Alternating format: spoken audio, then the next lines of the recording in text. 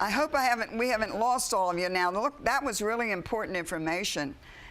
We should have a recording facility in our apartments to rerun that many times, but you can see it lots of times today. Okay, we're back in the studio, and we're here to talk about injury prevention. And we have as our guest today, Linda Watkins, who is the coordinator of injury prevention from Inova Hospital. Is this your first time here, Linda? Yes, ma'am. It is my first time welcome, here. Thank you so much. I'm so glad to be here. And then we have a veteran visitor in Alice Eggers. Alice is with the Fairfax County Police. Yes, I am. And has helped us many times here on Channel 6, Yes, talking ma'am. about ways to protect ourselves. Absolutely. It's so great to be here again. Yeah, I'm glad too. Now, let's start with Linda. Linda Watkins, Injury Prevention Coordinator from Inova Hospital. Okay, well, first of all, which Inova Hospital do you work from? I am housed at Inova Fairfax Hospital. I'm in what they call the original building, because you know we have the two beautiful new buildings, but I'm in the original building, and I'm in the trauma services unit. Okay. So I do primary prevention because we're a level 1 trauma center. We have to have everything from primary prevention through rehab. So I'm the beginning of the process. Okay. Primary prevention. Now, what does that entail? Classes, instruction?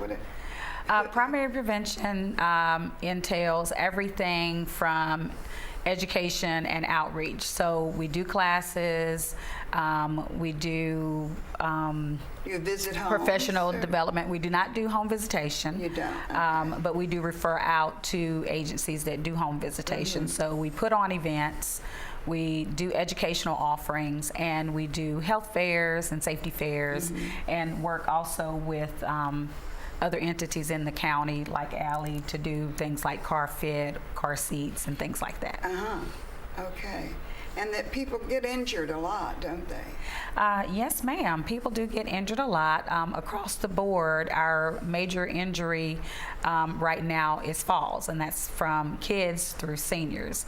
So right now we're trying to ramp up our senior falls program to get it a little bit more robust, because we have been seeing an increase in the number of falls seniors that have fallen that have come into the hospital, and readmissions from falls. Yeah, we see it sometimes around here at Green Spring Village. We see somebody with an injury. You know, they have a bruise, and what happened? And then it's, well, I fell.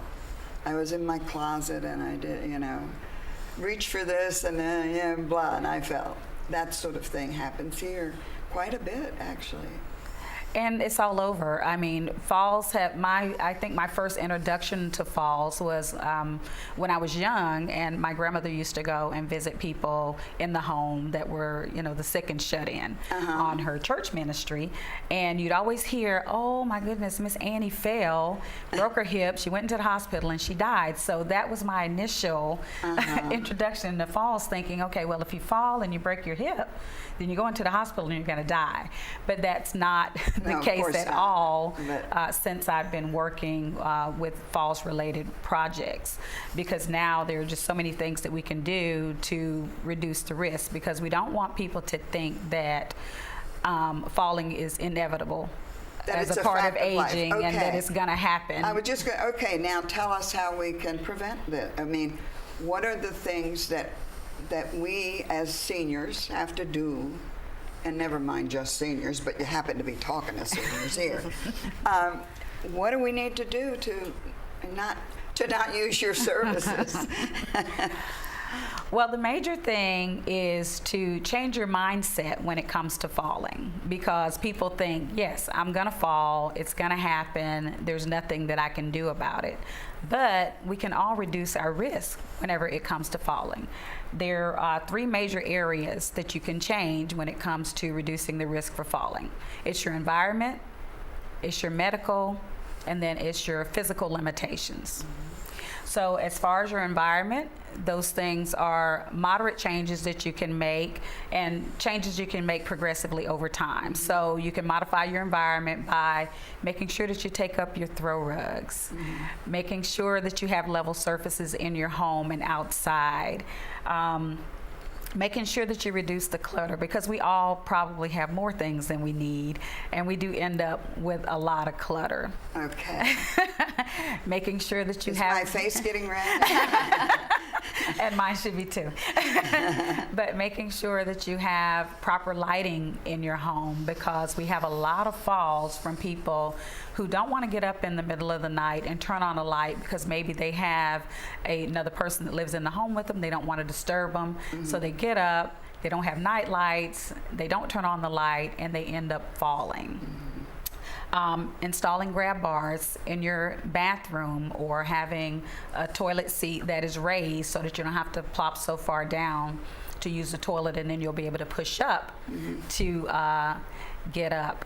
Making sure that you put things at the right level so that you don't have to climb up on a step stool or climb up on a chair to grab things out of your cabinets and things like that. Making sure that during the winter time or any time you have your driveway shoveled. Make sure that you have the pellets to put down to get rid of the ice. So those things are, minimal things that you can do in your home just to start with.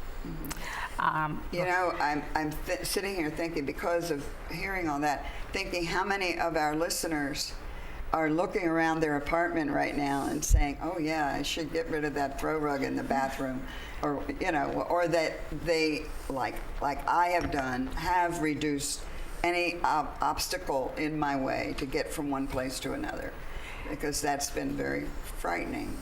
And if you don't want to get rid of those throw rugs, you don't have to. There's carpet tape, and you can make sure that you tape those down when you're in your home, because my grandmother was very attached to her throw rugs, and she did not want to get rid of them. So we had to tape those down to keep her happy whenever it came to being in the home. I would like to just comment here at Green Spring. One of the things that I have noticed, if you're walking down the hallways here, which are very safe with their railings and everything, and there's a friend up ahead of you and you call to them and they turn, with so many times people have fallen doing that. So I think it's better not to call out to your friend. Wait till you catch up to them. Right. Or, knock on their door when you're going by. But yes, startle is one big thing also that causes people to fall. So just a little bit more back about the home safety. We have a home safety checklist, and there's lots of them that you can pull off the website, from various websites, that will provide you a list of things that you can do in your home to reduce the risk when it comes to falls. So it'll tell you, to check your throw rugs, make sure that you put proper mats down in the bathtub, grab bars. You can have a stool for your bathtub so that you don't have to stand up, a handheld shower head, all of those things that you can do, and things that we think that are common sense, but sometimes we all need a little reminder whenever it comes to our safety. It sounds like you're focusing on bathrooms. Is that a place where most falls occur? That is a In a place house? where lots of the falls occur, and it's also the most dangerous place to fall because it's such a small space, and there's lots of things to hit in there, lots of sharp corners. And if you fall in the bathroom, more than likely, if you have to get up, you may not be able to pull yourself up, or you may not have access to your telephone to call somebody to even help you get up. And then, of course, the slipping hazards with getting out of the shower onto the tile floor and things like that. So you should also put down an absorbent bath mat for when you get out of the shower. Right. Wow. So you have some literature there. Are you all offering, are you giving us any little brochures? in the community here? Or? We do. We have a state independent brochure that comes from the CDC, and when we do our presentations and we do classes, we do give these. There's also a really good exercise book from the NIH that is very colorful and gives really good and simple, easy instructions on some exercises to do for strength and balance. We have a myth sheet that we provide also, because there's so many myths surrounding falls. So we want people to, of course... Tell me one myth that surrounds falls. People think that it's not going to be me. I see. Okay. That I'm not going to fall. That's somebody else that falls. Okay. All right. I just thought I'd ask. But the reality is 1 in 4 people of any age are likely to have fallen at some point in their lives. I had a fall myself at the age of 35 with improper footwear. So high heels. You know, before you go any further, I wanted to make sure we get an opportunity to have Alice address how the Fairfax County Police Department would interface with why this whole program. Sure. While the police department is not directly involved with the actual fall prevention, I will tell you that my background was as a flight paramedic for the police department, so a lot of times we did have medevacs and they were concerned with falls. The primary reason why I'm here is Linda is a very good friend of mine. We've been very good friends. We met back when we started car fit and car seats. So a lot of times we do deal with the senior population where they needed a car seat put in for their grandchild, things like that. And so the car fit program was another avenue that Linda and I partnered on, and it was about how we age and how we sit in the car, how we interact with the car. A lot of times you talk to seniors and their son or daughter bought them this new car. They don't know anything about it. They don't know where the hazards are. They don't know where the windshield wipers are. They don't know where the headlights are. They don't know where the high beams are. So our job was part of that outreach, and that's also a safety concern, which is why her trauma prevention program is so involved with the police department. Because as officers, we typically respond out a lot of times with the fire department, so we see a lot of these cases. So it's just natural for us as law enforcement to partner with ANOVA and with Linda to, kind of come together and say, this is a concern, it's a concern for the community, it's something that we're all involved with and we have investments in. Good. Well, I just wanted to bring that feature in because, other than being good friends, I wanted to make sure that we knew that there is a role to play by the police department. Absolutely. Yeah. And also realize that as we're coming into the winter months, we have had the time change that, as we age, our eyesight starts to change, things like that. And so we can't see road signs as well because it's darker. We thought that, our church service for late was going to be fine, but now the time changed, so it's darker sooner, things like that. So again, it's natural for us to partner with ANOVA on a lot of these things to get education out there. And as a crime prevention officer, we do a lot of outreach to the community. So that's, again, it's part of the reason why I'm here. And I've been here so much, and Linda's such a good friend, I just said, I'll come for moral support. There you go. So I interrupted you when we got to the myths, but talk some more about some of these things that would relate to the Green Spring residents. Well, there are medical concerns also that increase your risk of falling, such as types of medication that you're using, combinations of medication, combination of medication and alcohol, medical conditions like high blood pressure, diabetes, and all of those can also increase your risk of falling. So what we suggest is that if you're taking a medication and it makes you dizzy or you think that it increases your risk of falling, talk to your doctor about it. When you're getting your medications filled, visit the same pharmacy to get all of your medications filled, because sometimes the pharmacist will catch a medication combination that won't work for you before the doctor will, because you're going to see several different doctors. You got a Right. gastroenterologist, you have a primary care physician, Sure. you have physical therapy, you have rehab, you have all of these other people that may be prescribing medicines as well, and they don't know maybe what you're taking. Also, you have to include any vitamins or herbal supplements that you may be taking too, because they have interactions as well when it comes to medication and how it affects your falling. And don't be afraid to talk to your doctor about falling. What we find is people will visit the emergency room for a fall, but they may not pass that along to their primary care physician, or they may fall in the home and never tell anybody. They don't want to tell their kids. They don't want to tell their doctor because they're afraid that they're going to lose their independence.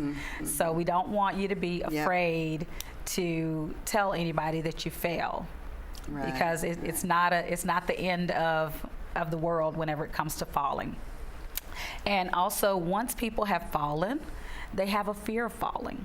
And we don't want you to have that fear of falling, because inactivity is the leading cause of a second fall. Because you think that, okay, because I fell, if I just sit here on this couch and I don't move, or, you know, I only move to certain places Right. within my apartment, I don't go outside, that's going to be better in decreasing your risk for falls. But of course, you lose muscle mass, your bones get brittle, and that increases your likelihood of falling. Of course. The top 3 injuries when people fall are hip fractures.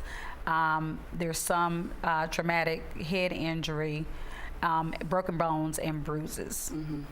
So, Well, I'm telling you, I hope everybody that's heard this show now, when you go out walking around the community today, make sure you're cautious, and as lovely as this lady is, that you don't need to be over to Nova Hospital using their services. It happens to us, though, and if it does, as you said, it's not necessarily the end of the world. Yes. Only on rare occasions. and we do have a couple of classes that we are going to be offering in the coming year, which is A Matter of Balance, which is a balance and flexibility and minimal exercise class, and SAIL, which is Stay Active and Independent for Life, which is a little bit more of an active exercise class. So those classes can help you stay in the home. Well, we're blessed here to have many of that same thing available to us. Oh, listen, I have to thank you both for coming today, and we hope that you've alerted some of us to be careful.